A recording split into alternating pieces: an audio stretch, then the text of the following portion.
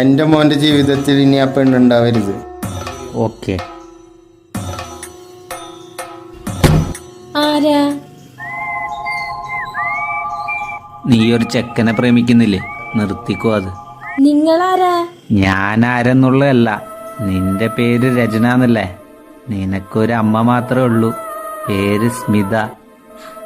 പറയുന്നത് കേട്ടോ, ഇനി നീ അവനെ കാണാനോ സംസാരിക്കാനോ നിന്ന പിന്നെ നീ ജീവനോടെ ഉണ്ടാവില്ല. നിന്നെ പോലെ ഒരു ഗതിയില്ലാത്ത കുടുംബത്തിന് സ്വപ്നം കാണാൻ പറ്റുന്ന ബന്ധമല്ല അത്. സാർ, നിങ്ങളാരാ? എനിക്ക് എന്റെ അമ്മ മാത്രമേ ഉള്ളൂ. ആ അമ്മയുടെ അനുഗ്രഹത്തോടെ വിഷ്ണുവിനെ കല്യാണം കഴിക്കണമെന്നാ എന്റെ ആഗ്രഹം. അമ്മയുടെ അനുഗ്രഹത്തോടെ കല്യാണം കഴിക്കണോ? അതിനമ്മ ജീവിച്ചിരുന്നിട്ട് വേണ്ടേ? എനിക്ക് എന്റെ അമ്മോടൊന്ന് സംസാരിക്കണം. ആ, സംസാരിക്ക്.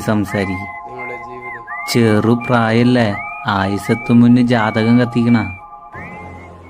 ആ അമ്മേ, ഞാൻ നിധിയുടെ കൂടെ ഒന്ന് പുറത്തു വന്നതാ. അപ്പൊ കയ്യില് രുദ്രാക്ഷൊക്കെ കിട്ടി ഒരു ജോത്സ്യനെ കണ്ടു. ഇത് സ്റ്റൈല. അദ്ദേഹം പറയുന്ന ഞാൻ വിഷ്ണുവിനെ ലവ് ചെയ്യുന്നത് എന്റെ ജീവൻ ആപത്താന്നാ. അതുമാത്രല്ല, അവനെ കല്യാണം കഴിച്ചു കഴിഞ്ഞാൽ അമ്മയുടെ ജീവനും ആപത്താന്നാ പറയണേ.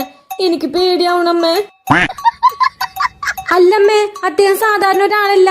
എന്റെ പേര് എന്റെ കണ്ണി നോക്കി പറഞ്ഞു, അമ്മയുടെ പേരും പറഞ്ഞു. അതുമാത്രല്ല, നമ്മളൊരു ഗതിയില്ലാത്തവരാന്ന് വരെ മനസ്സിലാക്കി. എന്നാ ശരി അമ്മേ. അമ്മ എന്ത് പറഞ്ഞു? അമ്മ ഇതിനെന്തെങ്കിലും ഒരു പരിഹാരം ഉണ്ടോ എന്ന് ചോദിക്കാൻ പറഞ്ഞു.